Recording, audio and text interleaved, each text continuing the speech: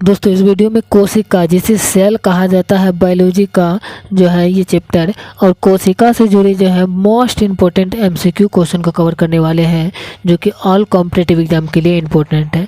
यदि आप किसी भी कॉम्पिटिटिव एग्जाम की तैयारी कर रहे हैं तो कोशिका से जुड़े बहुत सारे प्रश्न पूछे जाते हैं। आप लोग यदि इस वीडियो को देख लेते हैं, इसके 5 पार्ट हैं और ये पार्ट नंबर जो है 4 है। यदि आप सभी पार्ट को देख लेते हैं तो इससे बाहर आपको जो है कोशिका में से जो है क्वेश्चन नहीं पूछा जाएगा। इसलिए जो आप लोग वीडियो को पूरा देखिए, आपको जो है ये भी दिखाने वाले हैं कब पूछा गया है क्वेश्चन और किस तरीके से पूछा गया है। तो चलिए लेकर चलते हैं क्वेश्चन पे। सारे इंपॉर्टेंट क्वेश्चन है।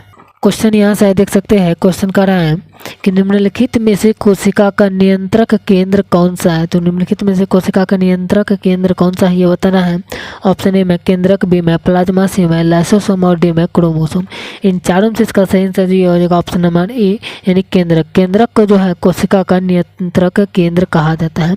ये क्वेश्चन जो है देख सकते हैं SSC CHSL 2016 में पूछा गया है और इसी तरीके से जो है जितने भी क्वेश्चन है यहाँ पर आप लोगों को लिखा होगा कब पूछा गया है और कौन सा एग्जाम में पूछा गया है। सभी क्वेश्चन में जो आप लोग देख सकते हैं और सभी क्वेश्चन जो है पूछा हुआ क्वेश्चन है, आपको जो हम क्वेश्चन आंसर बताते जाते हैं। नेक्स्ट क्वेश्चन देख सकते हैं। क्वेश्चन कह रहा है कि एक कोशिका के केंद्रक में कौन सा द्रव्य होता है। तो कोशिका के केंद्रक में कौन सा द्रव होता है ये बताना है। ऑप्शन ए में कोशिका द्रव, बी में जीव द्रव, सी में न्यूक्लियोप्लाज्म या केंद्रक द्रव जिसे कहा जाता है और डी में न्यूक्लियोसोम। तो इन चारों में से इसका सही आंसर हो जाएगा ऑप्शन नंबर सी यानी जो है न्यूक्लियोप्लाज्म जिसे केंद्रक द्रव कहा जाता है ये भरा होता है कोशिका के केंद्रक में। ये 2017 में पूछा गया था SSC CPO में। अगला क्वेश्चन जो है क्वेश्चन कर रहा है यहाँ पे कि निम्नलिखित में से किसको किसी कोशिका में अचल संपत्ति माना जाता है। ऑप्शन ए में कार्बोहाइड्रेट, बी में वसा, सी में प्रोटीन और डी में न्यूक्लिक अम्ल। इन चारों में से इसका सही आंसर जो है ये हो जाएगा ऑप्शन नंबर डी यानी जो है न्यूक्लिक अम्ल इसका सही आंसर हो जाएगा। दोस्तों मेरा थोड़ा जो है गला जो गला का आवाज़ जो है थोड़ा चेंज हो गया है, जिसके कारण जो आपको लोगों का आवाज़ फ्रेश नहीं पता चल रहा होगा। आप लोग इसको जो है इग्नोर कीजिएगा, ठीक होने के बाद जो है फिर फ्रेश हो जाएगा आवाज़। अगला क्वेश्चन जो है क्वेश्चन करा है निम्नलिखित में से न्यूक्लिक अम्ल, निम्नलिखित में से जो है न्यूक्लिक अम्ल हेतु एकलक कौन है ये बताना। ऑप्शन ए में DNA, सी में RNA और सी में न्यूक्लियोटाइड और डी में फास्फोर। इन चारों में से इसका सही आंसर हो जाएगा ऑप्शन नंबर सी यानी न्यूक्लियोटाइड जो है इसका सही आंसर हो जाएगा। अगला क्वेश्चन जो है क्वेश्चन कर रहा है कि DNA का पूर्ण रूप क्या है। तो DNA का पूर्ण रूप क्या है ये बताना है। ऑप्शन ए में डाई न्यूक्लिक एसिड, बी में di oxy nucleic acid, C में डाई राइबो न्यूक्लिक एसिड और डी में D oxy ribo nucleic acid. इन चारों में से इसका सही आंसर हो जाएगा ऑप्शन नंबर डी यानी DNA का पूर्ण रूप जो है D oxy ribo nucleic acid है। ऑप्शन नंबर डी इसका सही आंसर हो जाएगा। अगला क्वेश्चन जो है क्वेश्चन कर रहा है DNA की द्विसूत्री या द्विकुंडलिनी संरचना का पता किसने लगाया था। ऑप्शन ए में मॉर्गन ने, बी में डी ब्रिज ने, सी में हरगोविंद खुराना ने और डी में वाटसन और क्रिक ने। इन चारों में से इसका सही आंसर हो जाएगा ऑप्शन नंबर डी यानी वाटसन और क्रिक ने लगाया था DNA की द्विसूत्री संरचना का पता। अगला क्वेश्चन जो है क्वेश्चन कर रहा है DNA कोशिका के डैक्स में प्रमुख रूप से संग्रहित होता है। तो DNA कोशिका के किस में प्रमुख रूप से संग्रहित होता है ये बताना है। ऑप्शन ए में गोल्जी संरचनाएं, बी में कोशिका द्रव, सी में प्लाज्मा झिल्ली और डी में नाभिक। इन चारों में से इसका सही आंसर हो जाएगा ऑप्शन नंबर डी यानी जो है नाभिक यानी DNA जो है कोशिका के नाभिक में प्रमुख रूप से संग्रहित होता है। अगला क्वेश्चन जो है क्वेश्चन कर रहा है यहाँ पे कि निम्नलिखित में से नाभिक के अलावा किस कोशिका अंगक में DNA होता है। ऑप्शन ए में साइटोप्लाज्म, बी में राइबोसोम, सी में गोल्गी उपकरण और डी में माइटोकॉन्ड्रिया। तो इन चारों में से इसका सही आंसर हो जाएगा ऑप्शन नंबर डी यानी माइटोकॉन्ड्रिया जो है माइटोकॉन्ड्रिया जो नाभिक के अलावा यानी जो है ये नाभिक के अलावा जो माइटोकॉन्ड्रिया कोशिका अंगक में जो है DNA होता है। ऑप्शन नंबर डी इसका सही आंसर हो जाएगा। अगला क्वेश्चन करा है न्यूक्लियस के बाहर DNA कहाँ मिलता है।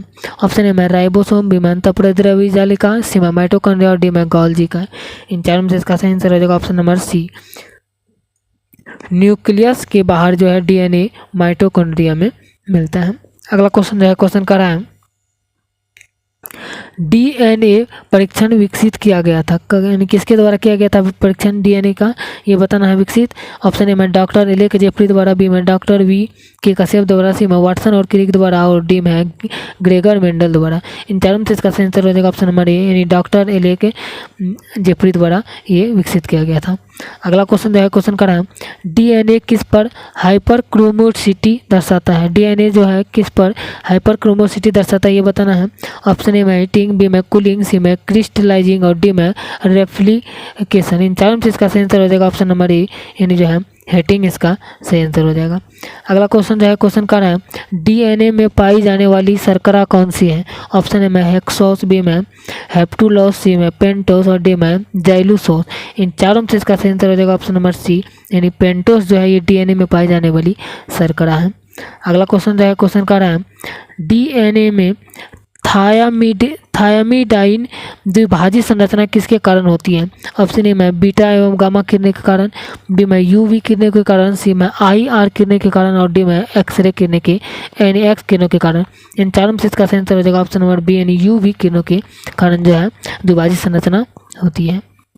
अगला क्वेश्चन जो है क्वेश्चन का है यहाँ पे जीव कोशिकाओं में आनुवंशिक लक्षणों के नियंत्रक में निम्नलिखित में से कौन सा उत्तरदायी है। ऑप्शन ए में एंजाइम, बी में हार्मोन, सी में आरएनए और डी में डीएनए। इन चारों में से इसका सही आंसर हो जाएगा इसका जो है ऑप्शन नंबर जो इसका सही आंसर हो जाएगा डी यानी जो है डीएनए इसका सही आंसर हो जाएगा।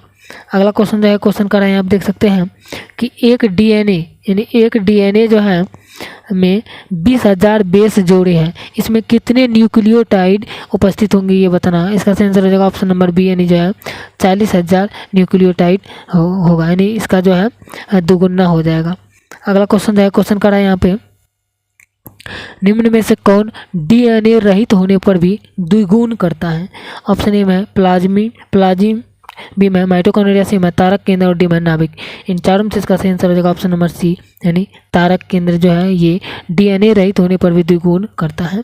अगला क्वेश्चन जो है क्वेश्चन कर रहा है यहाँ पे कि एचआईवी द्वारा उत्पन्न एंजाइम है जो पोषी कोशिकाओं के डीएनए के भीतर एचआईवी के डीएनए को संगठित करता है। ऑप्शन ए में हेलिकेज, बी में डीएनए गाइडेज, सी में एंटीग्रेज और डी में लिगेज। इन चारों में से इसका सही आंसर हो जाएगा ऑप्शन नंबर सी यानी इंटीग्रेज जो है इसका सही आंसर हो जाएगा।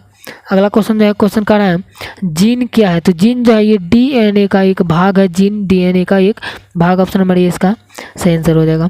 अगला क्वेश्चन जो है क्वेश्चन का है देख सकते हैं जीन किससे बने होते हैं। तो जीन किससे बने होते हैं ये बताना है। तो इसका सही आंसर हो जाएगा पॉलीन्यूक्लियोटाइड से जो है जीन बने होते हैं ऑप्शन नंबर डी इसका सही आंसर हो जाएगा। ये भी देख सकते हैं क्वेश्चन पूछा गया क्वेश्चन है। दोस्तों वीडियो कैसा लगा ये आप लोग कमेंट करके बताइएगा, वीडियो को लाइक भी कर दीजिएगा, चैनल पर नए हैं तो चैनल को सब्सक्राइब भी जरूर कर लीजिएगा।